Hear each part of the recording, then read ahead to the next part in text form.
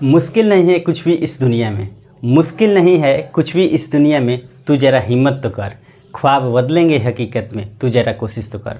प्यारे बच्चों, आप सभी का फिर से एक बार स्वागत है आप लोग का अपने चैनल मूर्ति एकेडमी में। जैसे कि आप लोग जानते हैं कि हम लोग कंटिन्यू क्लास चला रहे हैं किसका, तो अभी मैथ चल रहा है और मैथ में एक्सरसाइज 1 और 1.1 और 1.2 समाप्त कर लिए हम लोग पूरा कंप्लीट, और वो भी अच्छे तरीक़ों से। ठीक है, उम्मीद है आप लोगों को बहुत अच्छा लग रहा होगा और इसी तरह से आप कंटिन्यू इस वीडियो में बने रहिएगा तो और आगे भी आपको बहुत अच्छा लगेगा। ठीक है बाबू, चलिए वीडियो को एकदम एंड तक देखिए, पूरा कॉन्सेप्ट आपको एकदम अच्छे तरह से समझ में आएगा। चलिए आज स्टार्ट करते हैं। आज बारी है किसकी बाबू, तो आज हम लोग पढ़ेंगे 1.3 यानी कि चैप्टर नंबर 1 चल रहा है जो कि वास्तविक संख्याएँ हैं, उसी का एक्सरसाइज 1.1 1.2 हम पूरे अच्छे तरह से कंप्लीट कर लिए। आज हम लोग पढ़ेंगे बाबू 1.3 को। तो चलिए फटाफट से देखते हैं। सबसे पहले देखिए कुछ एक्स्ट्रा यानी कि एक्सरसाइज जो होता है ना, एक्सरसाइज से हट के थोड़ा क्वेश्चन हम लिए हैं, यानी कि हट के नहीं कर सकते हैं क्योंकि वही है, उसी से रिलेटेड है। क्योंकि इसको अगर आप अच्छी तरह से समझ लेते हैं तो यही एक्सरसाइज में जस्ट सेम टू सेम है, इसलिए हम इसको लिए हैं और आगे चलकर उम्मीद है बहुत अच्छी तरह से आप समझिएगा। ठीक है, तो बाबू चलिए स्टार्ट करते हैं। क्वेश्चन नंबर पहला कर रहा है कि √2 एक अपरिमेय संख्या है, सिद्ध कीजिए। यानी कि क्वेश्चन में दिया है एक्सरसाइज 1.3 का, आप तो एक्सरसाइज निकालेंगे ना NCERT बुक से तो आपको 2-4 यानी कि 4-5 क्वेश्चन मिलेगा। √5 मिलेगा, √3 मिलेगा, वो 2 + √5 मिलेगा, 1 + √7, इस तरह का क्वेश्चन आपको देखने का मिलेगा। यानी कि हम कह सकते हैं कि जिस तरह से हम क्वेश्चन ये वाला क्वेश्चन पढ़ेंगे उसी टाइप का सेम टू सेम क्वेश्चन आपको देखने को मिलेगा। तो क्यों ना हम इसको ही अच्छी तरह से समझ लें और तब आगे उसको समझेंगे तो बहुत बेहतर हम समझ पाएंगे। ठीक है बाबू, तो चलिए कंटिन्यू करते हैं आज की क्लास को। तो आज की क्लास कहता है बाबू कि √2 एक अपरिमेय संख्या है, सिद्ध करना है। तो परिमेय और अपरिमेय के अगर बारे में आप नहीं जानते हैं तो आपको पिछले वाले वीडियो में हम पूरे अपरिमेय और परिमेय का पूरा डिटेल एकदम वीडियो सेपरेट वीडियो डाले हैं। ठीक है, वहाँ से आप लोग अच्छे तरह से समझ लीजिए। फिर भी यहाँ पर अगर बात आई है तो उसका चर्चा करना भी ज़रूरी होता है। ठीक है, तो चलिए आइए चर्चा कर लेते हैं। देखिए परिमेय संख्या यही ना कहता है कि जो P/Q के रूप में हो, जो बाबू P/Q किसके रूप में, Q के रूप में। यानी कि जब भी परिमेय की बात आएगा, जब भी परिमेय की बात आएगा तो हम कहेंगे कि P/Q। ठीक है, यानी कि जो P/Q के रूप में। मान लेते हैं कि कहेंगे कि 2 क्या इससे संख्या है, क्या 2 परिमेय संख्या है, तो आप लोग कहिएगा कि 2 तो खाली एक फॉर्म में है लेकिन 2 के नीचे एक छिपा हुआ है, तो हो गया ना P/Q। क्योंकि हम वहाँ पर समझाए थे कि ऊपर वाला P यानी कि जो अंश है उसको P बोलते हैं और जो हर है बाबू उसको क्या बोलते हैं, Q बोलते हैं। ठीक है, यानी कि Q से डिनोटेट करते हैं, नोमिनेटर डिनोमिनेटर। ठीक है, इंग्लिश में आप लोग समझिएगा। तो नोमिनेटर को P से और डिनोमिनेटर को Q से। और वहाँ पर एक और चीज़ बताए थे कि Q = Q ≠ 0। इसका मतलब क्या हुआ कि जो Q है ना 0 के बराबर नहीं होना चाहिए, कभी भी Q 0 के बराबर नहीं होना चाहिए अगर परिमेय संख्या है तब। यानी कि ये 0 हो जाएगा तो अनडिफाइंड हो जाएगा, यानी कि इसका कोई वैल्यू नहीं निकलेगा। P 0 हो सकता है लेकिन Q कभी 0 नहीं हो सकता है। ठीक है, तो चलिए उम्मीद है आप लोग मोटे मोटे शब्दों में इसको भी अच्छे तरह से समझ गए होंगे। ठीक है, चलिए बाबू आगे करते हैं। तो परिमेय संख्या के बारे में आप लोग समझ लिए अच्छे तरह से। अब पढ़ते हैं अपरिमेय संख्या। तो सबसे पहले देखना है कि ये √2 क्या है, परिमेय है या अपरिमेय है। तो इसमें अपरिमेय संख्या है ये सिद्ध करना है। तो सबसे पहले हम लोग क्या करेंगे बाबू, तो मानेंगे। ठीक है, चलिए एकदम बढ़िया से विधिवत ढंग से आपको समझा देते हैं ताकि आपको आज के बाद कहीं पर भटकने की कोई आवश्यकता नहीं है। ठीक है, चलिए यहाँ पर लिखते हैं बाबू हल लिखिए एकदम साथ साथ चलिए। ठीक है, तो हल लिखेंगे तो सबसे पहले हम कल्पना करेंगे कि मान लेते हैं दिया तो है लेकिन क्वेश्चन में दिया है कि अपरिमेय संख्या ये सिद्ध करना है, लेकिन मानते हैं अभी कि √2 एक क्या है, परिमेय संख्या है। यानी कि कल्पना कर रहे हैं, इमेजिनेशन जिसको बोलते हैं। ठीक है बाबू, चलिए जैसे कि आप लोग अच्छी तरह से समझ भी रहे होंगे तो लिखेंगे यहाँ से स्टार्ट हो रहा है कि कल्पना किया कि √2 की बात अभी हो रहा है। किसके बारे में बाबू, √2। तो √2 एक कौन सी संख्या, परिमेय संख्या मानते हैं, परिमेय संख्या। देखते हैं आगे इसका सॉल्यूशन क्या होता है, परिमेय संख्या है। ठीक है बाबू, चलिए परिमेय संख्या है यानी कि हम कल्पना किए हैं, माने हैं। मानने को कुछ भी मान सकते हैं। ठीक है, माना कि x, माना कि y, इस तरह से आप मानते हैं तो उसी तरह से हम माने हैं। ठीक है, कि माना या कल्पना किया कि √2 एक ऐसी संख्या है, परिमेय संख्या है। तो जब भी परिमेय संख्या की बात आएगी तो हम लिख सकते हैं कि √2 बराबर p/q। जब भी परिमेय संख्या की बात आएगी तो p बटा यहाँ पर q लिखे हैं नीचे वाला, ठीक है। तो जब भी परिमेय संख्या, तो यहाँ पर अभी ना बतलाएं कि परिमेय बराबर p बटा q होता है, यानी कि जब भी चर्चा होगी परिमेय की तो वो p बटा q के फॉर्म में होगा। तो देखिए, तो कह सकते हैं कि √2 जो है p बटा q के रूप में है। जब यहाँ पर इतना कह सकते हैं बाबू, तो हम आगे क्या कह सकते हैं कि आगे देखिए क्या करते हैं। तो जब p बटा q के रूप में हो गया तो यहाँ पर लिख लीजिए आप कि जहाँ क्या बतला है q नॉट इक्वल टू 0, यानी कि जो q है 0 के बराबर क्या होना चाहिए, नहीं होना चाहिए, 0 के बराबर नहीं होना चाहिए। कौन बाबू, तो q, ये q का मतलब नीचे वाला। और p और q क्या है, एक सहअभाज्य संख्या है। लिखेंगे p और q, p तथा q या p और q एक क्या है बाबू, सहअभाज्य संख्या। यहाँ पर लिखना जरूरी है, एक सहअभाज्य संख्या है, ठीक है।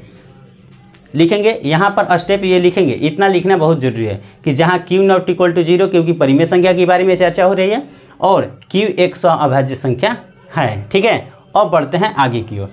जब इतना कर लिया स्टेप, तो अगला स्टेप करते हैं। तो √2 बराबर p बटा q हो गया, ठीक है।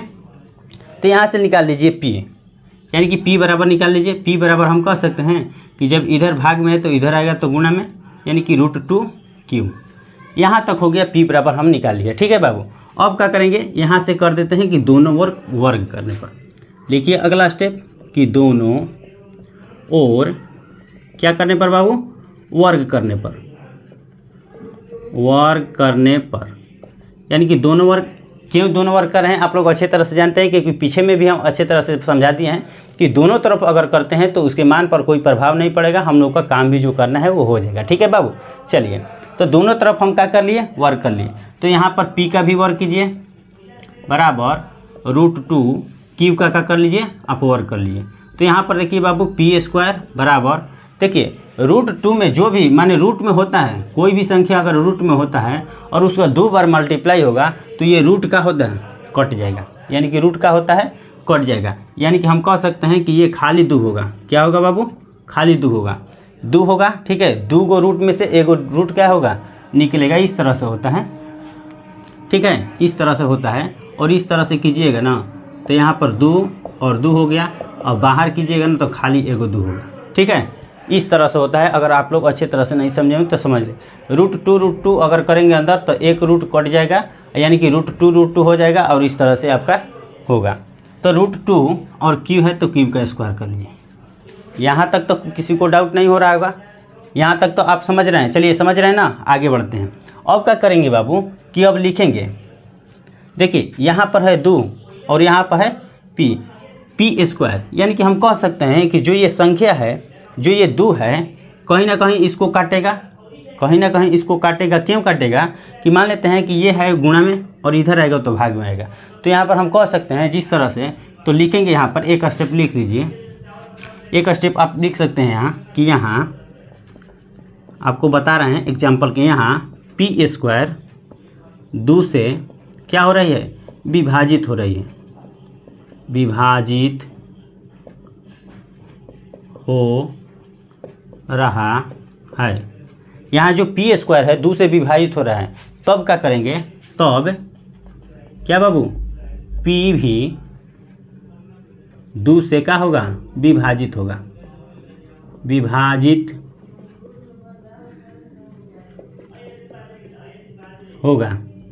ठीक है।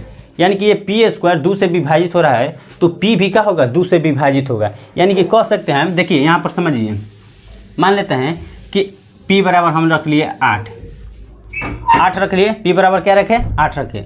तो 8 का स्क्वायर अगर 2 से विभाजित हो रहा है तो 8 भी 2 से विभाजित होगा।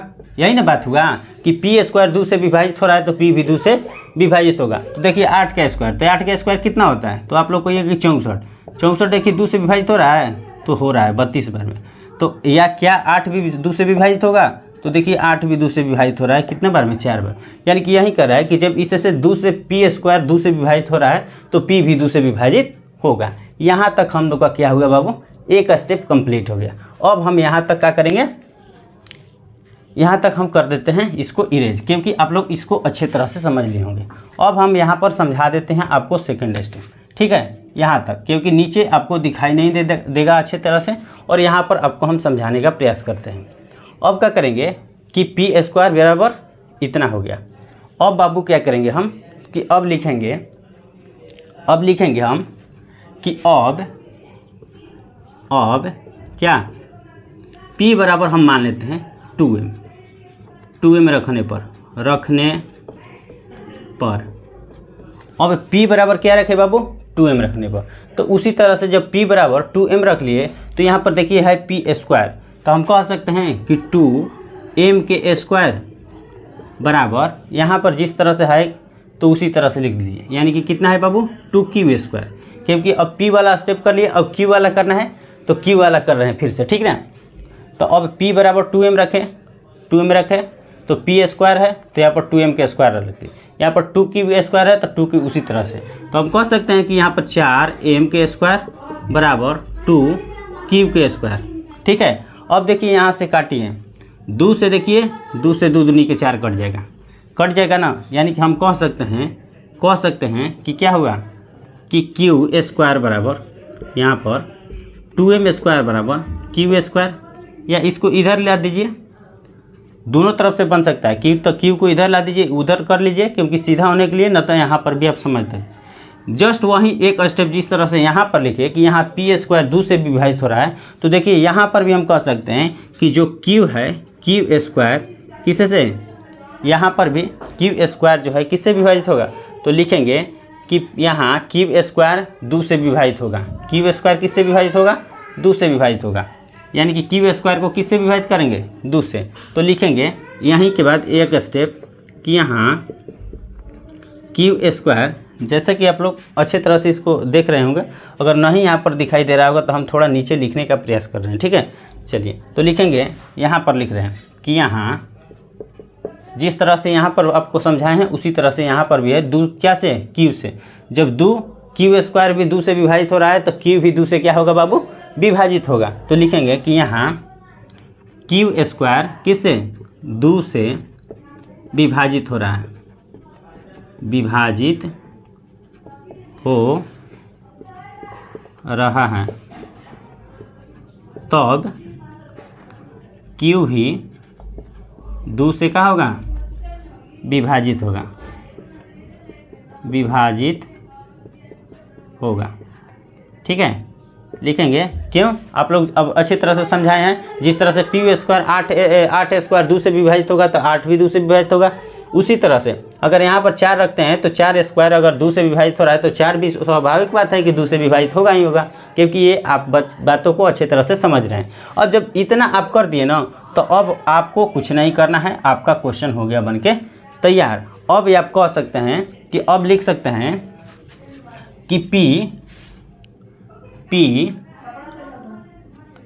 q दोनों क्या हो रहा है बाबू, 2 से क्या हो रहा है, विभाजित हो रहा है,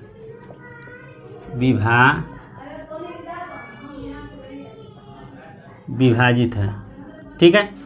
जो p है और q दोनों क्या है बाबू, यहाँ पर दोनों लिख लीजिए, दोनों 2 से विभाजित है, दोनों 2 से विभाजित है। तो जब विभाजित होगा तो उसका HCF 1 के बराबर होगा नहीं, क्योंकि 100 अभाज्य हो नहीं सकता है। क्योंकि देखिए विभाजित होगा, मान लेते हैं कह रहे हैं कि 4 जो है 2 से विभाजित है, 4 जो है 2 से विभाजित है, तो इसका अगर HCF हम निकालेंगे तो देखिए HCF 1 नहीं आएगा, HCF 1 नहीं आएगा, 2 दूनी के 4, देखिए 4 कट गया, तो HCF ये वाला ना होता है, तो HCF नहीं 1 आया ना, तो हम लिख सकते हैं ना कि P और Q का HCF, P और Q का HCF कितना होगा, 1 के बराबर नहीं होगा। यहाँ तक तो हम कह सकते हैं कि जब P और Q दोनों 2 से विभाजित हो रहा है तो P और Q का HCF 1 के बराबर नहीं होगा। तो यानी कि हमारा क्वेश्चन बनकर हो गया तैयार। तो लिख सकते हैं कि अतः हमारी जो कल्पना है वो क्या है बाबू, गलत है। अतः हमारी कल्पना जो हम किए थे कौन कल्पना किए थे? यहाँ पर लिखे थे ना कि हम कल्पना किया कि रूट 2 एक परिमेय संख्या है, तो यहाँ पर लिख लेंगे, अपना क्या करेंगे, अपना गलती को स्वीकार कर लेंगे, यही ना करना है। चलिए लिखेंगे कि अतः हमारी का कल्पना का है गलत है। अतः हमारी कल्पना जो है बाबू क्या है, अतः हमारी जो कल्पना किए हैं वो गलत है। यानी कि इससे यह प्राप्त होता है कि रूट 2 एक का है, अपरिमेय संख्या है। इससे यह सिद्ध होता है कि